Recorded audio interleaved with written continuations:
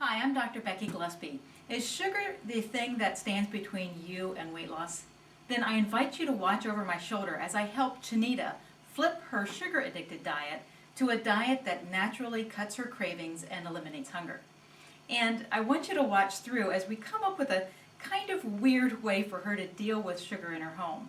I'm not sure you're going to want to do the exact same thing that we did, but I bet you can use it to help control sugar in your life without having to completely eliminate it. Thanks for watching. All right. Hi, Chinita. Thank you, and welcome to Flip My Diet.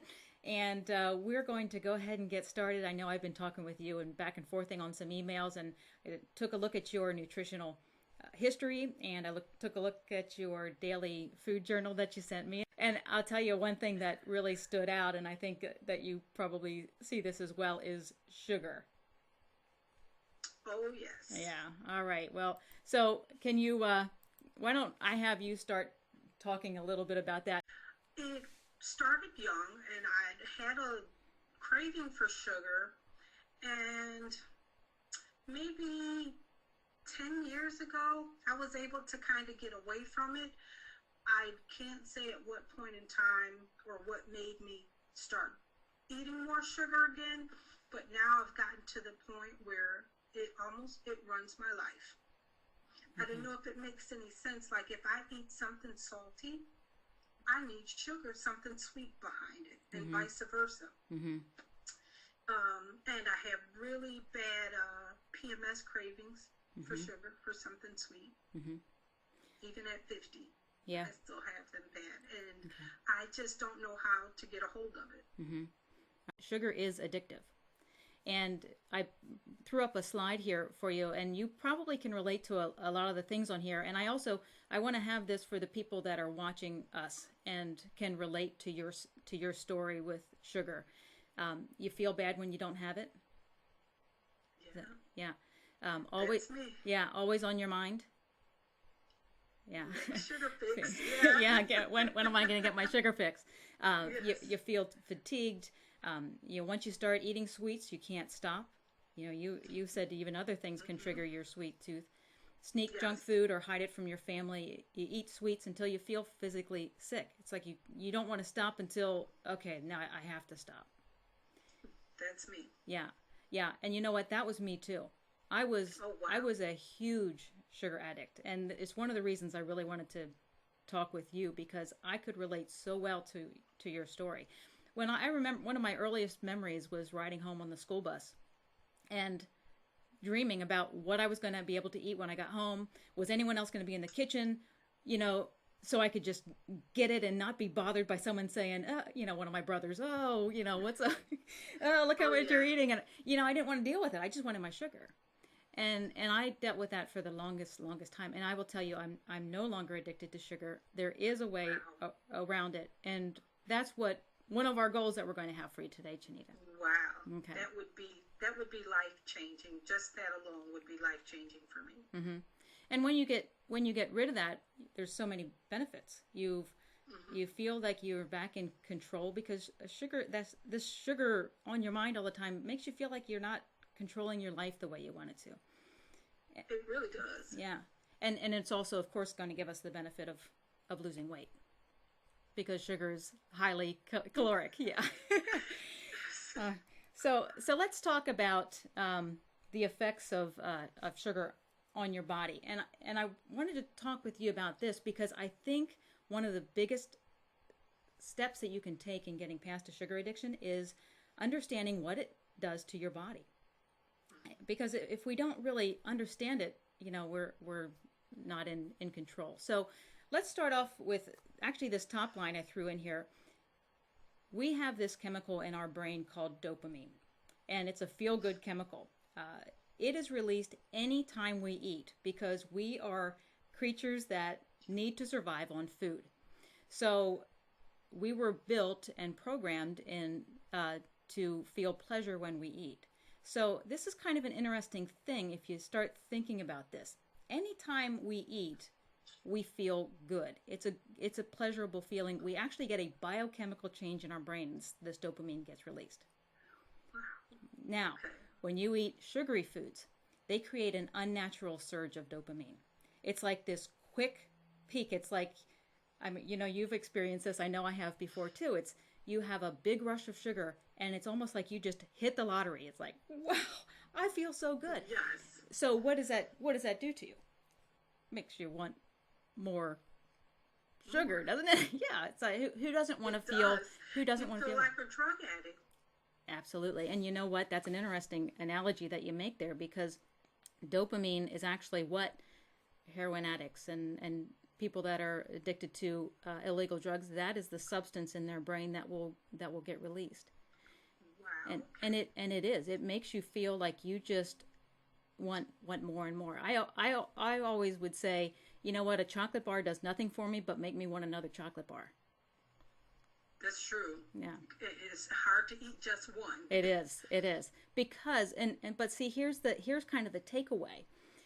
It's not that we're addicted to that piece of chocolate or that Twizzler or whatever it is. We're addicted to that feeling. Mm-hmm. So when we can separate those two things, it's like, oh, okay.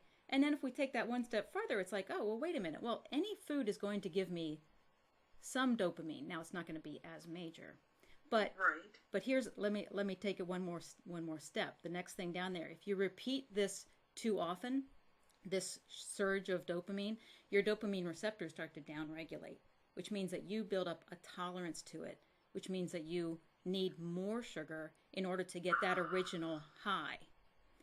So we're setting ourselves up. And so what does all this do? It drives that compulsion to overeat and that feeling of lost control. It all makes sense.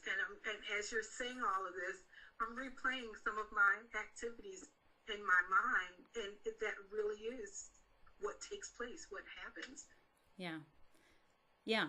So it's good to understand these things, because we see that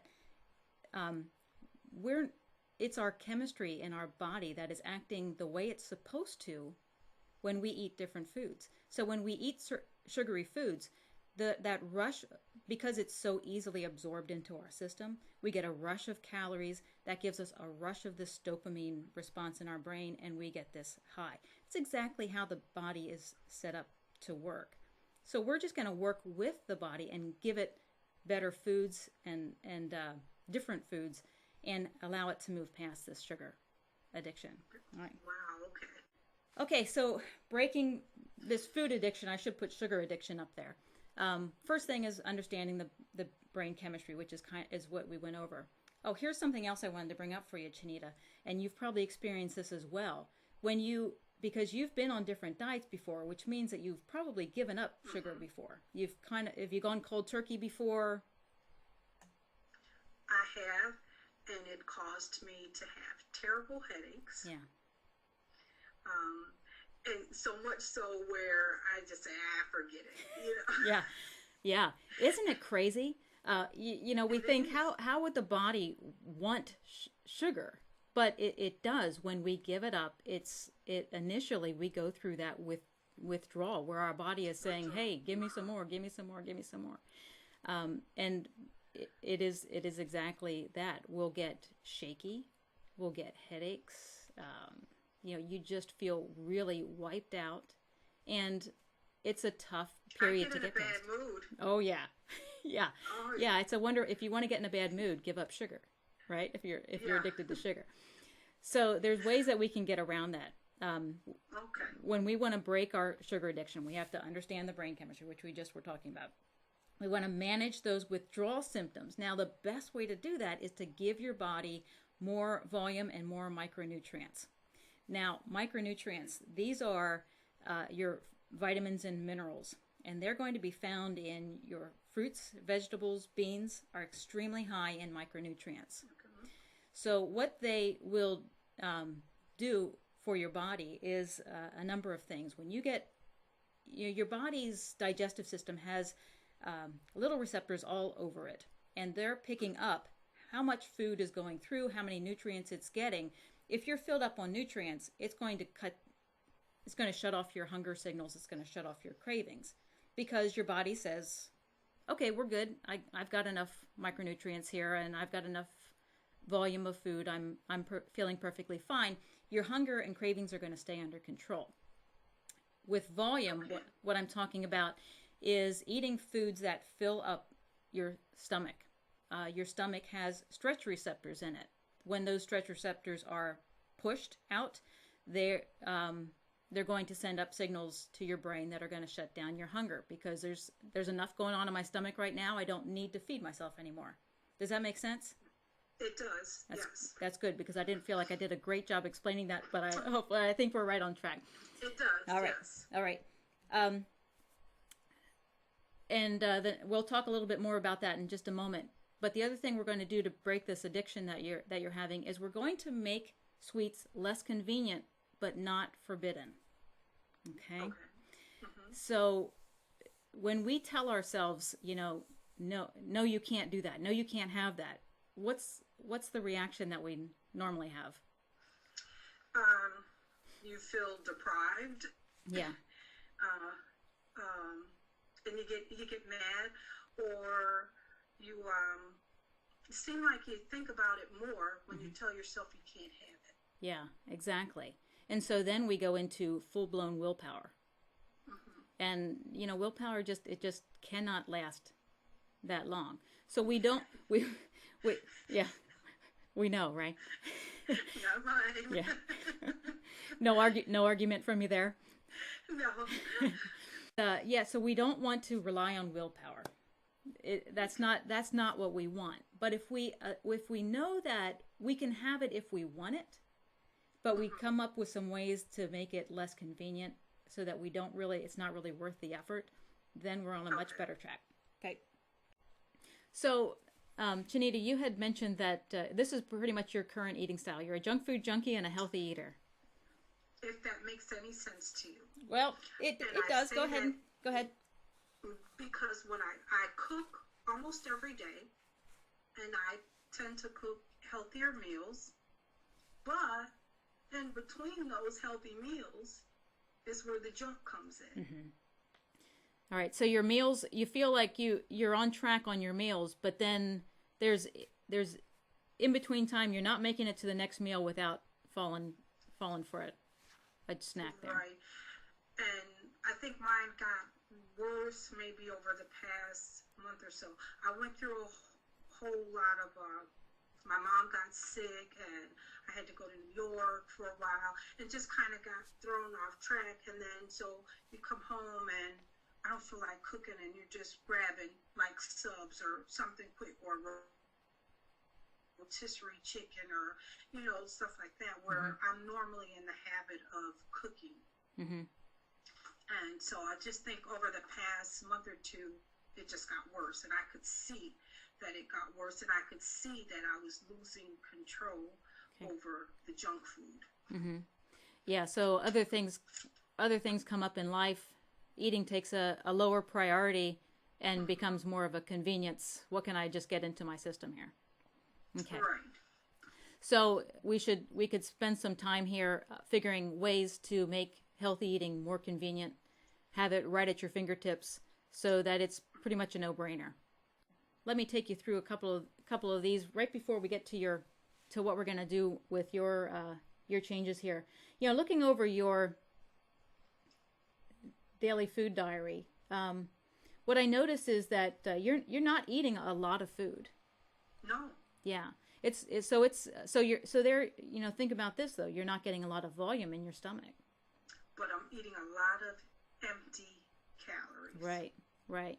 So when you had mentioned that you're taking in your meal and you're cooking healthy and you're trying to get that mealtime right, but then you just don't make it to the next meal before you have a cave-in and you have to go get some sweets.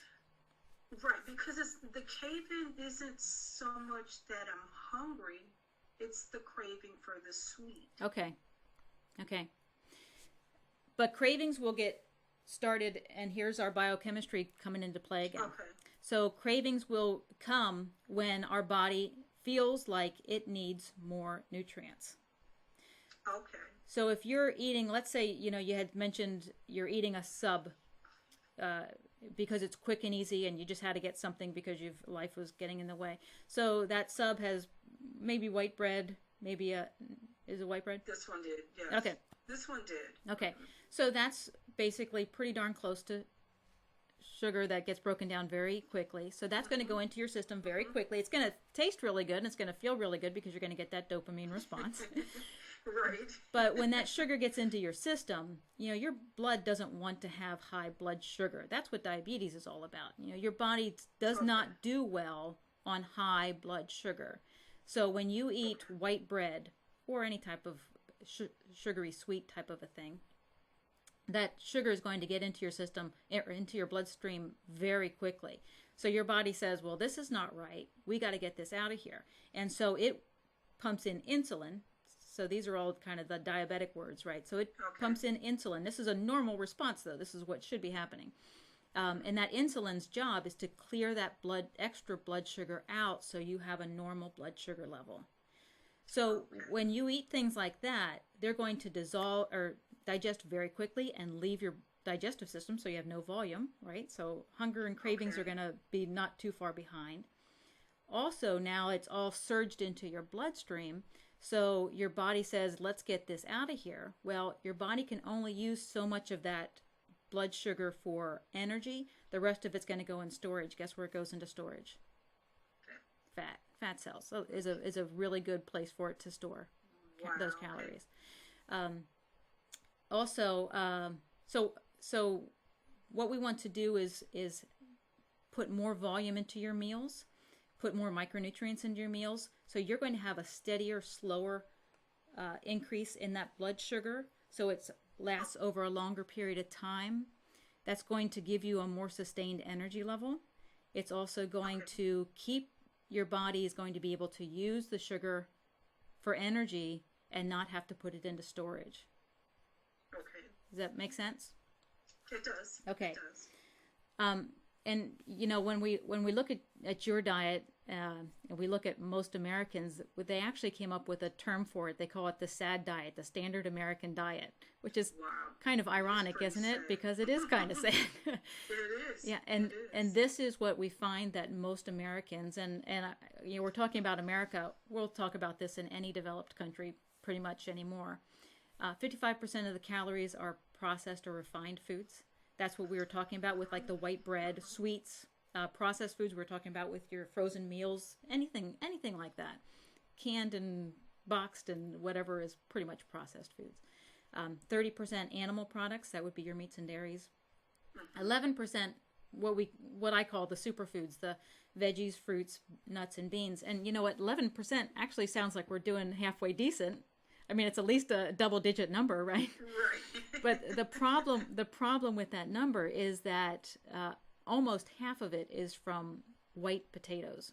Now, and they're of our vegetable world, they're the ones that are going to be taken into your system much quicker, and they're not going to be as high in micronutrients. So, of those superfoods, we're probably only talking about half of that amount that's actually going to give us all of those micronutrients that we really need.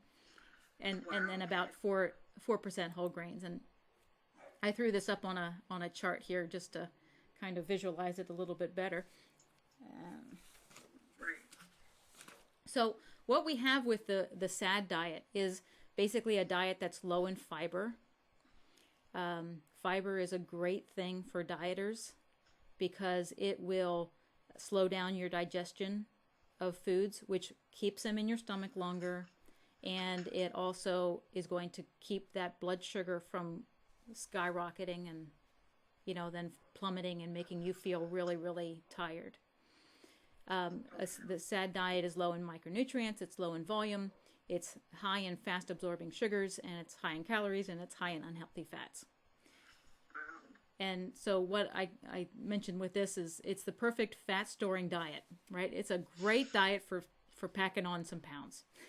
Well, I did that diet good. Yeah, well, there you go. You were successful on a diet. Is that what you're telling me? Right. Well, how about we give this one a shot then, Chinita? How about we try a fat burning diet? So sound good? That sounds great. All right. So what we want to do and what we've learned here from our talk is that a fat burning diet is going to be one that's going to put sugar into our system very slowly. So it would be high in fiber, it'd be high in micronutrients, it would be high in volume. That's going to be your foods like your vegetables, beans, and fruits. Okay. We're going to have it lower in processed foods, lower in refined foods, lower in sweets, and we're going to control the animal products just for a little bit more of a health issue. It's also going to keep our unhealthy fats down, saturated fats, and things of that sort. Okay. All right, so that is kind of zooming in on where we need to be. And what we're going to look at is a superfoods diet, mostly superfoods, mostly your vegetables, beans, and fruits, limited animal products and grains, void of processed foods, and here's your sad diet just up here for comparison. You had already mentioned a lot of these things, Chinita, but this is when we were going over your nutritional health history. This was what your diet right now was giving you as far as results. Headaches, circles under your eyes, bloated feeling, constipation, cravings, fatigue, 46 pounds over your desired weight, poor sleeping. That's me. Yeah, pretty much does it all. And a lot of it is in a very short, I say short period of time, just over the last, I'm going to say 4 years. Okay. I had 4 kids, and never before did I have belly fat until about 4 years ago. Okay. But a lot of things went on where I haven't worked on a regular basis since then, and just my whole lifestyle has changed. And then I, fortunately, I come from a family that has a lot of high blood pressure, high cholesterol, and I don't have those things. But I can see that at the rate that I'm going, that it could happen. And so I don't want to get to that point. I watch people, even my husband included, all the medications that they have to take, and I just don't want to be there. Yeah, I'm right there with you. One of the biggest motivations for me to eat healthy is I don't like getting stuck with a needle. It's the craziest little thing, but you know what? It acts as a huge motivation for me to stay on track. And you're right. And as we get older, and as we approach menopause and things of that sort, as women, it is much easier to put on belly fat. And you'll notice that. And I don't know if you've ever really taken a look around and noticed that, but it does happen with women as they get older. They tend to turn more into the apple shape, even if they were a pear shape before. If they stored their weight down below, this belly fat, and it's a lot of, as far as women, our age moving into that menopause area, that has a lot to do with the changes in estrogen that our body's going through, and it's going to change the way fat is stored and deposited on the body. But belly fat is something, and you're absolutely right. It's something that we need to get under control, because what happens, it's not just the fat that you can pinch. It's actually fat that deposits behind the abdominal wall. Behind your abdominal wall, there's all your vital organs in there. And so it actually is fat that's crowding around those organs. And this visceral fat, or belly fat or stomach fat or abdominal fat, however you want to say it, is directly linked to heart diseases and high blood pressure and diabetes. So that, you're absolutely right. That you should take as a warning sign, and I think you did, that these things in my family, well, you know what? I'm kind of heading in that track. It's time now to turn that around. Right. All right. Great. Yeah. Well, motivation is not lacking. So let's start putting together a good plan for you. And I think it's time to flip your diet. What do you think? I did that all by myself. Do you like that? Did you see that? That is the beginning and end of my technical abilities. So there we go. Right. All right. So here's kind of the good news. We don't want to get down on things. You actually have a lot of advantages built in already. So let's take full advantage of these things. First of all, you enjoy cooking. I do. So that is a great advantage. So, and I know you had mentioned about finding some recipes, and we'll help you out. We'll help you out with that. You also love fruits and vegetables. So also a great advantage. And you're very willing to change your diet and lifestyle. A little iffy on changing sugar. Right, because I knew it was a change. I know it's a change that I need to make, but probably would be the hardest change for me. Okay. But a change I'm going to make all the same. So here's some goals, or maybe they're more goal steps that I put together for you that I think will help us reach where we want to be. Finding recipes. You had mentioned you have trouble finding recipes. You get a little bored with some things. Right, because I start out great with a diet, and you're good for maybe a week, but it comes second week, you're getting bored eating the same things all the time, and so I need those alternatives. Okay, all right. We will do that, and I'll give you some guidelines. We'll get to that in just a second.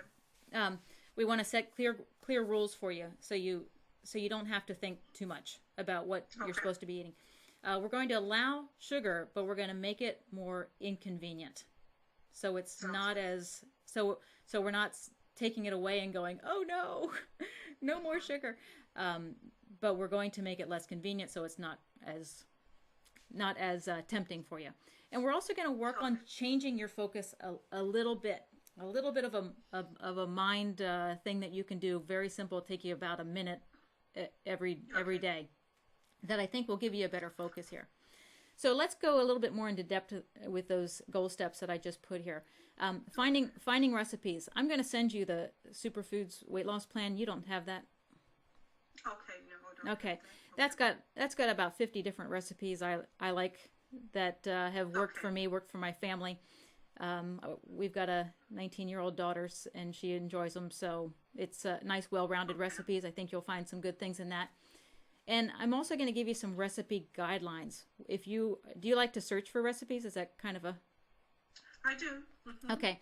So here's some things that I want you to look for in a recipe that you can say, yep, that would be a good one. Okay. You want to have an emphasis on non-starchy vegetables. Do you know what I mean by that? Yeah, we were just talking about this today. It's the ones that have a high volume of liquid, I guess, or water, like broccoli or green vegetables or carrots, and Okay, that's a good way to think about it. Your starchy ones are your potatoes, your like parsnips are in there. A lot of the squashes are in there. I have it on my website, starchy and non-starchy. I'll get that to. I'll get you that link where it just has a list of them, so you won't have any confusion. I'll put the link below our video too, so anyone else wants to see it. So it's going to be a emphasis on non-starchy vegetables. If one way I like to think about it is if it goes on a salad, it's probably a non-starchy vegetable. It's kind of an easy way to think about it. Okay. Because you don't throw potatoes on a salad, right? You don't. Okay. Right. Okay. That's a great idea. Okay. All right.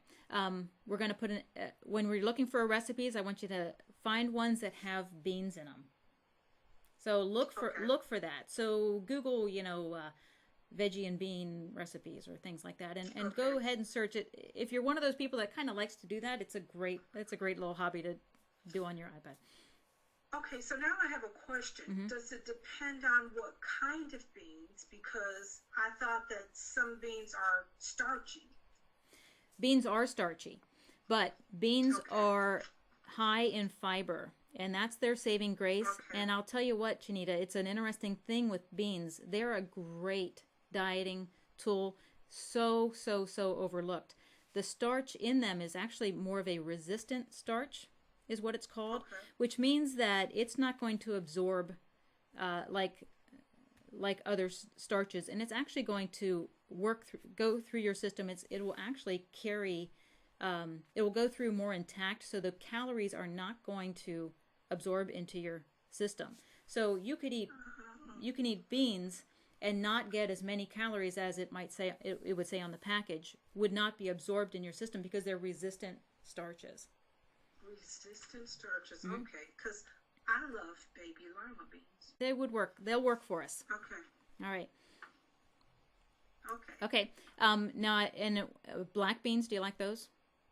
I do. Okay, we'll look for some recipes with that. I have a lot of those recipes in the superfoods recipe book as well that you'll get, so you'll be able to see those. Okay. Kidney beans. I mean, really, you're not going to go wrong.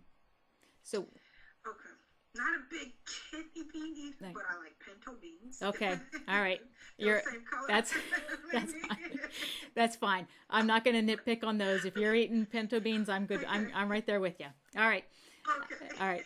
And we're going to look, when you're looking for recipes, look for ones with limited oils, flours, and grains. We're going to we're not going to look for muffin recipes and things like that right now while we're trying to get your weight down. Okay. We're going to take our emphasis off of those.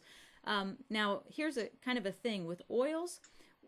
We don't always have to worry too much that oil is listed in a recipe. If you're sauteing, a lot of times you can just saute in water. You can saute in vegetable broth or any type of broth. Oil is really not needed. And I'll tell you what, oil is actually oil. You can think of that as a processed food because it takes a vegetable, processes it like crazy and turns it into so you just have the liquid part of it. So we can call something olive oil, and we hear olive and we think, well, that's got to be healthy, right? Well, it's gotten a lot of, it doesn't have the micronutrients that the olive originally had in it, but it sure has a heck of a lot of calories. There's about 120 calories per tablespoon. And, our diet, if we saute a couple of things, we do it, just toss in some oil. We could be easily getting 250 calories that we don't really need. Yep. That's my problem. No, my problem is butter. Okay. So that's my change I need to make. And what are you putting butter on breads and things, or are you cooking in it? Both. Okay. Well, we're going to, I know we're talking about flavor and we like the flavor of butter. We're going to definitely cut down on that. And what we're up against when we have a diet that's very high in sugar, very high in refined foods, what we're up against is that those foods are very, very tasty to our taste buds. So we do have to get past that a little bit. And I will tell you, and this one you're going to have to believe me on. Your taste buds will get used to not having those power bursts of flavor. Butter, sugar. They're like power bursts. But when you get rid of those from your diet, the real natural flavoring and tastes of foods come out, and you will really enjoy that way of eating. But I'll tell you right now, that one you're going to have to take with me on faith as we just get through. All right, and last thing on the recipes, we're going to look for meat as more of a flavor enhancer. So we're not gonna necessarily for you look at having like meat and vegetables. That's not a bad meal, but maybe have meat on top of a salad or meat mixed in with like a chili or in a soup or something like that. That's no problem. That one's okay. Because I'm not a big meat eater. Okay. So I can do without it. All right. Awesome. Well, then that won't be a problem for us. So those are your guidelines. You understand that then? What you're looking for? Okay, great. All right. So setting some clear rules for you. So here's what I would like you to do. I would like you to start eating a daily salad. Okay. Now, this is not a little salad. I have a drawing tool in here. Let me see if I can use it. Oh. Are you still there with me? I am. Okay. All right. As I mentioned, I don't have much technical savvy, so we're gonna skip that. I'll probably cut you off, and we'll be. That's okay. All right. But what I wanted to do was I wanted to draw a small salad bowl, which is kind of our normal American idea of a salad, and I wanted to draw a big salad bowl. Now, what I would like you to work up to is a big salad that is like one of your main meals a day. Now, salad can be a wonderful, very flavor-filled thing, but we have to prepare it right. A lot of times when we go on a diet and we say, okay, I got to eat more salad, we go and we take some iceberg lettuce and we throw it in a bowl, and then we throw a whole bunch of, oily-based dressing on it and we go, well, this isn't getting me any results and this is kind of boring. So it took me a long time to master how to make a salad like a really enjoyable meal. Okay. I put a little acronym here for you, CBOTS. So that's going to stand for cabbage or kale. I know kale starts with a K, but it didn't flow with my thing very well. So I want you to now you can have any type of lettuce that you like as a base, and I want you to have I want you to work up to like 3 or 4 cups of salad greens for this, okay? And then put some cabbage in it so that can take up some of that volume.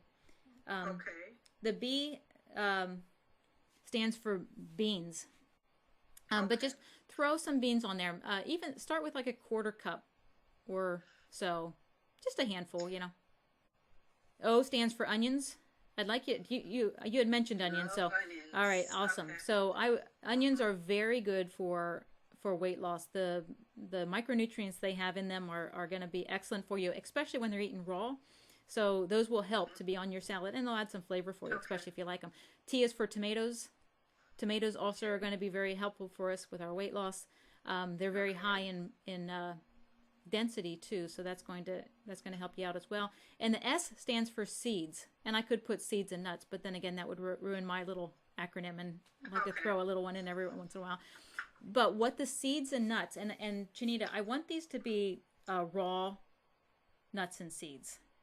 Okay. So you're gonna look for them in your grocery store. You might have like a little health food area or something that look for raw ones. It can be a little tricky. So what I would like you to do, look for raw on the package. So it'll say raw nuts. It'll say raw almonds or raw or anything like that. Or raw seeds, raw sunflower seeds. Okay. The reason I'm telling you to put these on here is that they're very high in micronutrients, nuts and seeds. And they're also going to help to bring out in your digestive tract. They help you absorb the micronutrients from the vegetables. So they're an excellent thing to throw on a salad, but they're not an excellent thing to throw or to have as a snack. So don't be snacking on it, because they are very high in calories. So what we're talking about is about 2 tablespoons completely for the nuts and seeds that you're going to throw on your salad. Okay. As far as dressing is important. So let's try and stay away from oil-based salad dressings. Okay. And you can go with a commercial one at this point.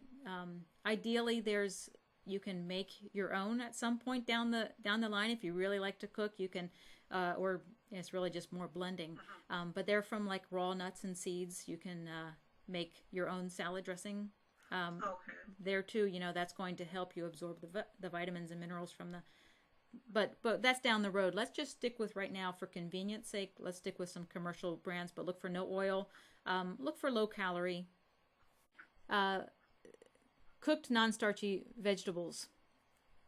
There too at Sam's, they probably have a huge bag of vegetables that are like maybe a stir-fry blend or something of that sort. That can be a real quick, easy thing. I know we were talking about convenience.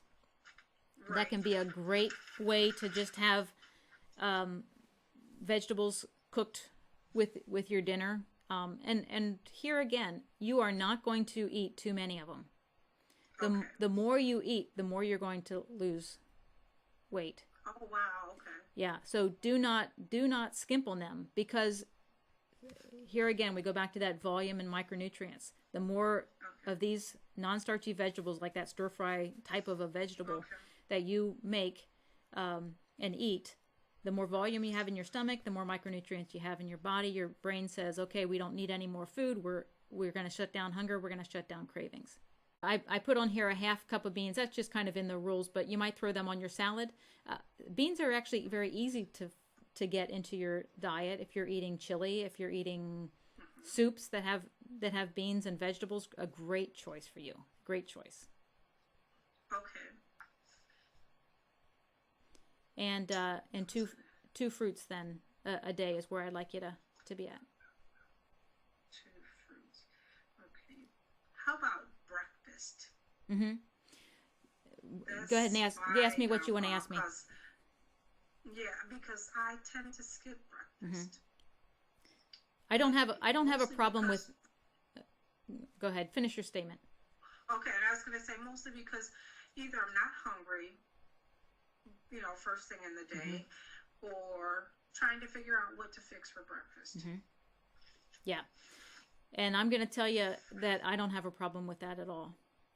Yeah, Oh, wow. yeah. So breakfast has become one of these. It's kind of like drink more water. Drink more water, and all your weight loss worries will go out the window. Breakfast Yeah, has that's become the same. everybody keeps telling you can't skip breakfast. You can't skip breakfast. Oh yeah, Okay. yeah. And we have an audience watching us right now, and someone's going to say, "Well, that's ridiculous." Well, here's the thing. The new literature is coming out in the scientific journals is saying that it is not the end all be all that we were looking at it before. As you change your eating habits, you might find that you want more breakfast later on. Right now, if you're not hungry for it, I'm not going to push you to eat it. So let's walk through it. Let's walk through a day for you real quick. Okay. So morning comes and you're not real hungry.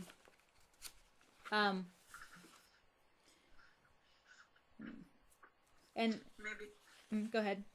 I was going to say I usually start my day with something to drink. Rather it's coffee sometimes, or sometimes I make smoothies or the protein drinks Okay. in the morning. Usually just something to drink in the morning. Tell me about a protein drink. What is that? Is it a? I use a protein powder and I add I use a chocolate protein powder and I add a tablespoon of natural peanut butter to it. Okay. And I make it with almond milk. Okay. I'm not as crazy about that for you. Okay. Protein, you're going to actually get a lot of protein from eating this many fruits and vegetables, or not fruits, from this many vegetables. We are going to have some meat in your diet. You don't need more protein, and I understand where you're coming from, especially in the morning. We hear eat more protein in the morning, and we'll keep your hunger under control. Okay. Well, yes, protein does digest slowly. It takes a little bit more for protein to digest. Of course, you're putting a protein powder in, which is going to go through your system. Anytime something is turned into a powder or refined like that, it's going to process much quicker through your system. Okay. So I don't think you're hugely benefiting from that. Now, I will tell you what I would prefer that you do more is smoothies are perfectly fine, especially in the morning, because our body will take carbohydrates pretty well in the morning because, like we said, when that gets into your system, that's sugar, and if it gets used, then it gets burned up. So you could go with fruits, some type of smoothie along that line. I have a recipe that I'll throw out to you that has it does have some yogurt in it, which is okay. I'm not real big on dairy. But if we have them a couple of times a week, it's pretty. Yeah. Okay. I'll throw it out to you anyway. You can judge from it. But here's the thing. If you want, fruit by itself would be great. I can do that. All right. Okay. All right. Let's go with that. Let's kind of make a model day for you. So fruit in the morning. You can have a couple pieces of fruit. There's some recipes on my in the superfoods diet that I'm going to send you. There's some good recipes in there. One I really like is apple peach delight. I make that a lot of times real and the nice thing about it is you can kind of make it, you could make it for dessert at dinner time, and you can have it the next morning for breakfast. It's literally it's apples, peaches, cinnamon, and you cook it, you basically bake them in the oven. There's no oils, anything like that.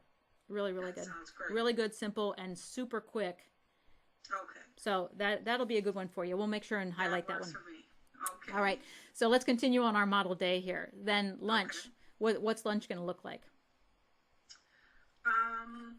Lunch for me tends to be leftovers from the day before. Okay. Well, and that can work. But now remember, we want to make sure that you have a big salad at some point during the day. So now I'm going to add the big salad for lunch. Okay. I'm thinking you're going to probably enjoy it more at lunchtime. I'm Okay. thinking you're, you could have it at lunch or dinner. But if you kind of get in, we want to do this, we want to sustain this. So if you're doing this at lunch when, it's kind of in the middle of the day, it's like, it's a little less of a no-brainer to have a salad, and then you can have something different at dinner time. Probably would work too, since I'm not eating a big breakfast. So come lunchtime, I'll be hungry enough Yes. to eat a big Yes. salad. Okay. Yeah, and you can, then you can finish up your salad. If you didn't have fruit in the morning, you could finish up your salad with fruit, anything, a banana, Okay. peach, whatever's in season. All right, so that might be a Okay. nice, that would give you a little bit of sweetness after your salad, which you might enjoy. Okay. It'll also add more micronutrients and volume and the whole 9 yards. So that might be a nice way. So you have that big salad, and we're talking like 4 cups of greens in there with the tomatoes and the onions and some beans on it, and the raw nuts and seeds, and then maybe end that up with a piece of fruit. Okay. And then so now we're going through our afternoon. So let's say we get to like 3 or 4 in the afternoon, and we're start to hit a little bit of a problem with sugar. So what are you going to do then? Pray real hard. All right, that will help. That will help.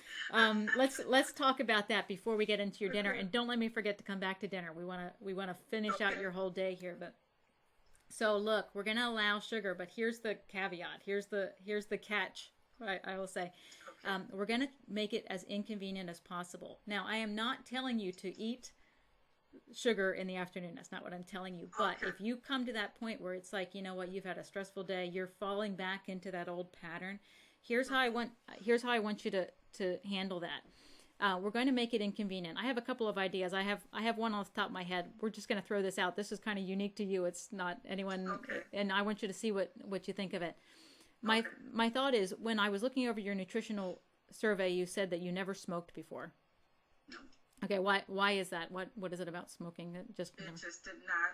Never. I tried it, and I thought I would die, and I had to be maybe 7th grade or something, a teenager, and it's just something that never appealed to me, and now I find it disgusting. Okay. I don't like the smell of it or anything.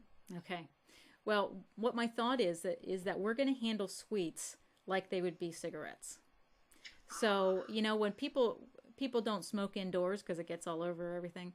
So, what I want you to do if you decide that you absolutely have to have a sweet, then I want you, do you have a garage? No. I live in a 20-story building. Okay. We do have underground parking. Okay. Our parking is underground. Okay. Yes. That might I'm be on the 4th floor. That might be a little brutal for you. Yeah. Also, people smoke in the bathrooms, right? Right. So why don't we do this? What I would like you to do is I want you to make that sweet. What's a sweet that you had mentioned? Twizzlers. You had mentioned Baby Ruth. Red Hots has been my big thing lately. Okay. All right. So all of those foods, I want you to take them out of your kitchen and out of your pantry. Or if you have one of those, or wherever you stash, most of your food for preparation's sake. And I want you to move them somewhere else. Okay. Do you have somewhere in mind? I mean, somewhere that's not real convenient for you. Some storage area, closet, yeah, back I bedroom. kind of have it. Our apartment is little, so I kind of would have to put it in a box and bury it in the closet or something. Okay. And you don't have to be that brutal. You can just put it, but I like to put it in a box or a container that closes, and just put it on a shelf or something in a closet somewhere where when you go into the kitchen and you're like, it's kind of a mindless moment because we all have those. It's not right there, and it's not easy to. You don't see it. You don't see it, and so now here's how this plays out. So you have this food in the closet in a box. You decide, you know what, I'm suffering here. I just really want something. You may go get a piece of whatever it is. Okay. But here's the thing: it's gonna be like a cigarette. So you're not gonna smoke in your apartment, right? You're gonna smoke in the bathroom. So you're going to take it, and you can only have it in the bathroom. Gross. What do you think? That could do it. All right. So here's the thing. I'm not taking it away from you. I'm going to have to tell my husband this so All he right. can hold me to it. All right. You can have it. Now, here's another thing. If you still decide that you want a second piece, you may have it. But I want you to have about a cup of raw vegetables or a cup of salad with it. Okay? Mm-hmm. Then after that, if you still want some, you can still have some. But hopefully by that point, you're starting to talk to yourself and say, well, I don't know that this is really worth it. Right. Okay? Okay. All right. Does that sound all right to you? Want to give it a fine. shot? All right. So snack time.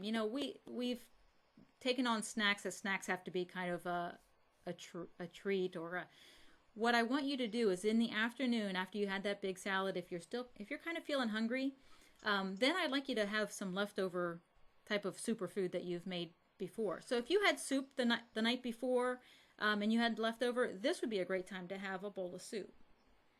Okay.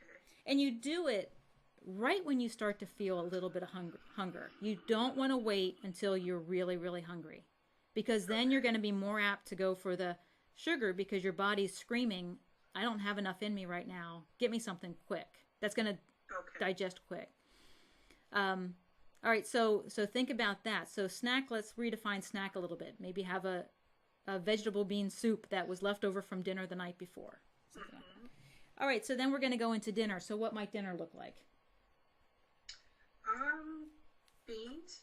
Yeah. In what way?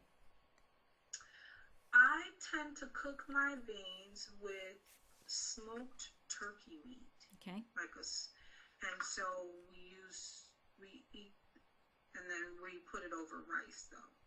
And I think that's where I can't or shouldn't combine the two. Mm-hmm. Beans and rice. Well, no, beans and rice are fine. They make it actually a complete protein. But I think with one of our goals being weight loss, I think you might find that a little challenging. It depends on how many grains we've had. I would keep that down to no more than a cup of rice if you're going to do that. Okay. I don't really have much of a problem with the rest of that, but here's the thing. Okay. We're not eating, we don't have a lot of vegetables there. So remember one of our goals, one of our rules was going to be to eat cooked vegetables. Okay. This would be a great thing to add. So you can... That would be a good time to do the stir-fry vegetables? Yep. Okay. So have those on a side with that. So that's not bad throwing that together. Okay. But you know what? You're going to get bored with that, right? So we're going to also look for some recipes, and I'll send them to you in the Superfoods recipe book. Okay. That will be soups that you can try. Chili was a good way to have beans, and so that's going to be a way to get your cooked vegetables together and with your beans, and it'll give you a lot more variety. Okay. All right. Okay. One last thing here then is changing your focus. So I had told you at the beginning that this was one of the things that we're going to look at. And I threw this in here because you sent me the email when you sent me your food diary, and you said, "Here's my terrible food diary." Right. All right. So we're going to start. It takes on a whole different look when you look at it in writing in black and white what you've eaten throughout the day. You don't see it when you're doing it in separate times, but when you sit at the end of the day and look at the whole page of what you've eaten through the whole day, and you're like, wow, that's what I ate all day.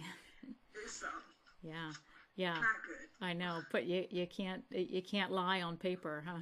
Right. Yeah. Well, you know what? We're going to start looking for some good things that you're doing in your day. And so so we're going to take the focus away from like, oh man, I had sugar today, or we're going to stop looking at the negatives, start looking at the positives. Very easy way to do that is 3 good things or 3 things I did well would maybe be a better way to phrase that. This is how you do this. So at the end of the day, I want you to have like a little notepad or just even a piece of paper and a pen by your bed. The last thing that you do at night, or you can do it first thing in the morning. I don't care when you do it, but sometime during the Okay. day, write down 3 things that went well for you with your eating that day. Okay. Okay. And this isn't one of those like, well, yeah, I mean, I had a salad, but yeah, I had I had bad dressing on it. Don't do that to yourself. I had the biggest salad I've had, and something like you want it to be, you want to be enthusiastic. I had a chance to eat sugar and I didn't. Those types of things. Okay. You're going to, what this does is that the first couple of weeks it'll be just kind of a task to do. After that, your radar will start getting locked on good things that you do with eating. And so it will become very natural for you to make a better choice for your diet as this goes along, because you're thinking ahead of yourself now. You're thinking, oh, at the end of the day, I can write that down. Okay. Do you see how that works? Mm-hmm. All right. So give that a try. Work on 3 good things, or 3 things I did well in my diet today. Okay. All right. Is there do you have any questions? Does that all make sense? It all makes sense, and I think it's pretty simple to follow. I'm really excited that I don't have to worry about stressing myself over eating breakfast. Yeah. Because probably every diet or every other person you talk to about losing weight, the first thing they tell you is you can't skip breakfast. Mm-hmm. And I'm a breakfast person, so Yeah. that makes the approach that much easier. So I don't Okay. have to wake up stressing myself. You gotta eat breakfast. You gotta eat breakfast. I don't have to start my day that way. So Right. that's good. Anytime that you're approaching eating, the most natural thing that we do as human beings, as a stressful thing, you're on the wrong path. Okay. One of the best things that you can do is learn to listen to your body and what it wants. This first week or so, and I'll check back in here with you. Okay. This first week or so, though, we're going to go by the rules. We're going to work on getting more vegetables, and this is a time where you're going to be figuring out how to make this work in your life. But after that, then it's going to feel really good, and it's going to become a natural thing. And my biggest hope for you is that eating becomes a very stress-free thing for you throughout your day, and that is what's really going to get you to your goal. And you know what? You'll never go on another diet again. And that's where I want to be. Because right now I kind of live life dissecting everything I've eaten after I got done, or feeling bad because you ate this, or, you could have made a better choice, or you could have eaten less, or so you're just worrying yourself about every little thing that you put in your mouth, and so it just makes eating stressful. Yeah. Yeah, and think about the ramifications of that. Think about what that does. It shouldn't be. This is a natural thing. This is what we were designed to do, Right. And we have made it really really complicated. So, Right. All right. Well, listen. I think we're at a good place here. I'll throw this up for anyone else. If anyone else wants to learn how to flip their diet, I'll put up something on my website that they can take a look at. So hopefully they can benefit from what they've learned from you. I think a lot of people are going to relate to your story. I sure hope so. I'm Yeah. the spokesperson. Yeah. For all Yeah. the... Yeah, absolutely. Well, Chinita, I am really glad that we had this time to get together. I'm going to sign off here in just a second. Is there anything else that you wanted to mention? I'm excited to start over. All right, I great. am. I'm excited. All right, you know how to get a hold of me. Okay. All right. Sounds good. All right. Thank you. All right. Thank you.